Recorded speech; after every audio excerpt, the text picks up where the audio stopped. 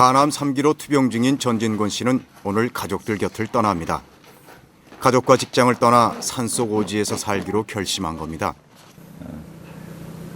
장기 건강검진을 매년 받다가 사실 간암 3기라는 판정 받고 기수 따지면 3기 이상이 됐었으니까 사실 치료 방법이 없었던 그런 판단이 났었고, 지금은 사실 나이도 젊은 나이에 사실 건강을 되찾으려고 사실 모든 걸 포기하고 산속으로 들어가려고. 아직 아무것도 모르는 어린 딸이 웃으며 아빠를 배웅합니다. 아빠가 키 커가지고. 아빠 키 커서 안 돼? 긴 시간의 이별은 서로에게 처음입니다. 갔다 올게. 안녕히 다녀오세요. 바이바이. 하이파이브. 두려움 같은 것도 사실 어린아이 마냥 그런 것도 사실 있습니다. 가족들하고 헤어진다는 게. 집에서도 저를 생각하겠지만 저도 가족이 많이 그릴 겁니다. 하지만 마음 다잡고 다녀오겠습니다. 같이 못 내려가는 거, 또 가서 챙겨주지 못하는 거 미안하고, 같이 갔으면 좋은데 못 가니까 너무 마음이 아프네요. 남편 대신 가족의 생계를 책임져야 하는 아내는 함께 가서 돌봐주지 못하는 것이 끝내 마음에 걸립니다. 잘 갔다 와. 처음 암을 발견했을 때 이미 간암 3기. 게다가 작년에 재발 진단까지 받자 전진권 씨는 병원 치료와 함께 산을 선택한 겁니다.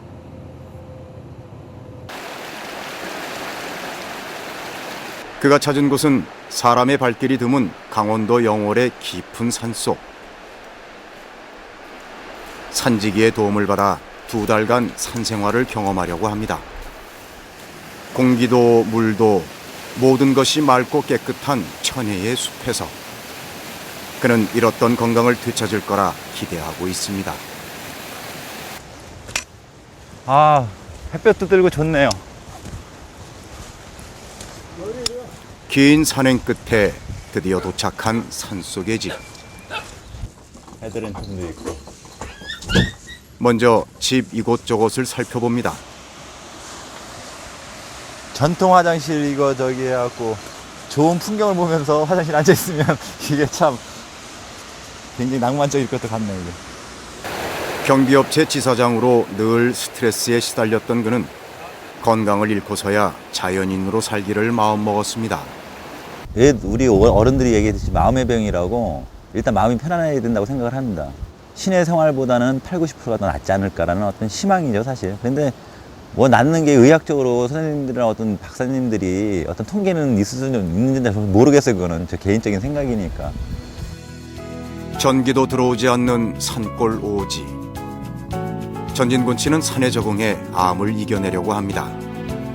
절망의 순간에 선택한 산은 이제 마지막 희망입니다.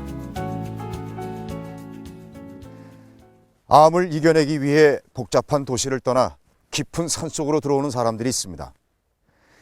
사실 저도 몇 해 전 간암 수술을 받고 건강을 되찾기 위해 산에서 요양 생활을 했습니다. 배우 생활을 잠시 내려놓고 텃밭도 가꾸고 매일 대여섯 시간씩 등산을 했던 생각이 나네요. 마지막 한 가닥의 희망을 산에 건 사람들. 과연 그들은 건강을 되찾을 수 있을까요? 충청북도 옥천군의 깊은 산속.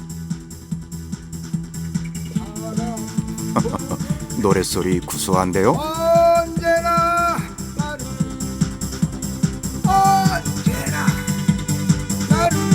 이분은 놀랍게도 22년 전 대장암 말기 수술을 받고 시한부 3개월을 선고받았던 분이랍니다. 당신은 3개월밖에 못 산답니다. 암이랍니다. 근데 뭐 아무 말 안 했죠. 가만 듣기만 했지. 근데 암이라니까 솔직히 좀 기가 막힌 거죠. 이게 3개월밖에 못 산다는데. 외항 선원으로 세계 각지를 돌던 시절 청천벽력 같은 일이었습니다.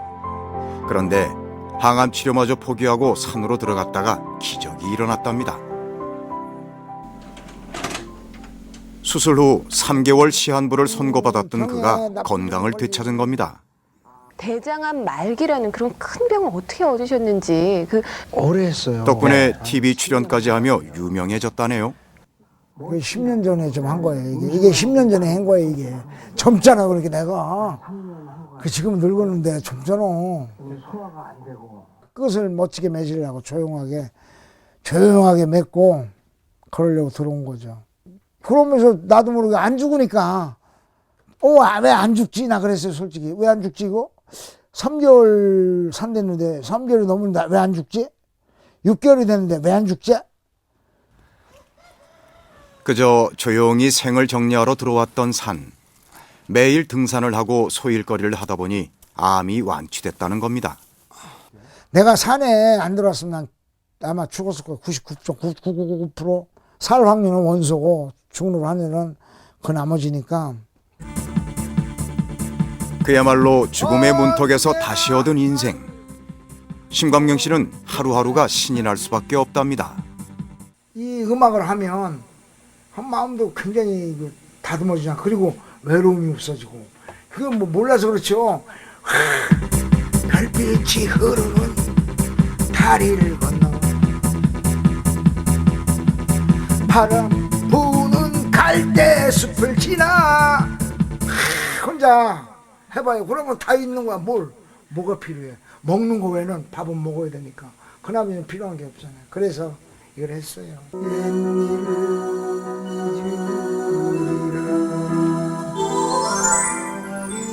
가족들을 자주 볼 수 없는 건 아쉽지만 심광명 씨는 새 삶을 선물해준 산을 결코 떠날 수 없답니다.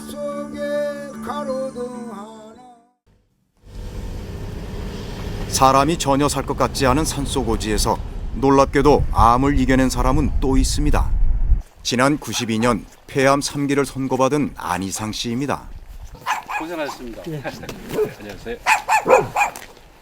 안녕하세요. 그가 이 낡은 고택에 들어온 건 한쪽 폐를 떼어내는 큰 수술을 받은 후였습니다. 당시 폐암 3기의 5년 생존율은 9.8%.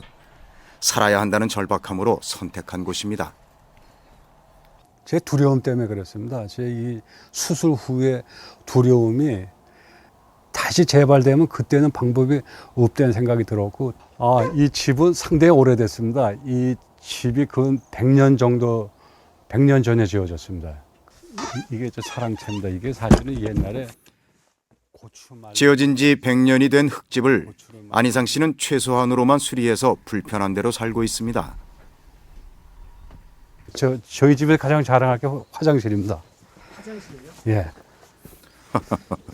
100년 된 고택 구석구석 볼거리가 많은데 굳이 화장실을 자랑하겠답니다. 이게 이제 재를 나무 부엌에서 쓴 거를 이제 이렇게 사용하고, 또 이제 산에서 이제 그 낙엽을 긁어 옵니다. 지금 아직 못 긁어 왔습니다. 그래서 여기 나왔을 때 같이 섞어서 이걸 쓰고 있는데 이렇게 냄새가 안 나고, 그리고 이거는 그대로 6개월에서 1년 정도 썩힌 다음에는 밭으로 나갑니다. 그러니까 저희는 하나도 버리는 게 없습니다. 산골에서 안희상 씨의 삶은 철저하게 자연 친화적이고 자급자족하는 삶입니다. 손수 계곡물을 길어다 먹고 직접 땔감도 합니다. 대기업 건설회사에 다닐 때만 해도 경험해보지 못한 일이었죠.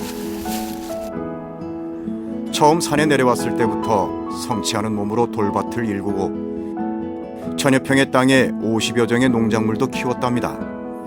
농약과 비료는 물론 기계도 사용하지 않는 게 원칙이라고 합니다. 화학 성분을 배제한 순수 자연 햇살과 비와 우리의 땀으로만 이루어진 그 농산물을 먹으면서 제가 그 건강을 유지해야겠다는 그 생각을 했습니다. 자연이 키운 음식이야말로 최고의 보약이라는 생각에서였답니다. 뿌리가 가득 깊은데 이게 우엉이고요. 그 생각이 맞았는지 안희상 씨는 지금까지 건강상의 문제 없이 산골 생활을 이어오고 있습니다. 92년 폐암 3기 진단을 받을 때만 해도 심각한 상황이었는데 18년이 지난 지금 정말 암을 이겨낸 걸까요? 대개 우리가 한 5년 지나서 괜찮으면 완치된 거로 생각하는데 특히 이 환자는 뭐 지금 17년, 18년 됐고 작년에도 저희 병원에 한번 그러니까 해마다 거의 오셨었고 작년 것도 제 엑스레이 봤는데 전혀 이상이 없었습니다. 산에서 암을 이겨낸 안희상 씨는 2005년엔 히말라야 등반에도 도전했답니다. 해발 4,000m까지 올랐다는데 대단하네요. 다만 제가 산속에 살지 않고 도회지에서 살았다 그러면은 벌써 저는 아마 재발돼가지고 지금 이렇게 인터뷰하고 이러지 못했을 것 같습니다. 이 산 생활은 이제 제 생명이 다할 때까지 그냥 같이 가야죠. 뭐 장소가 여기가 되건 다른 데가 되더라도 산을 떠나서는 이제는 거의 힘들 것 같아요.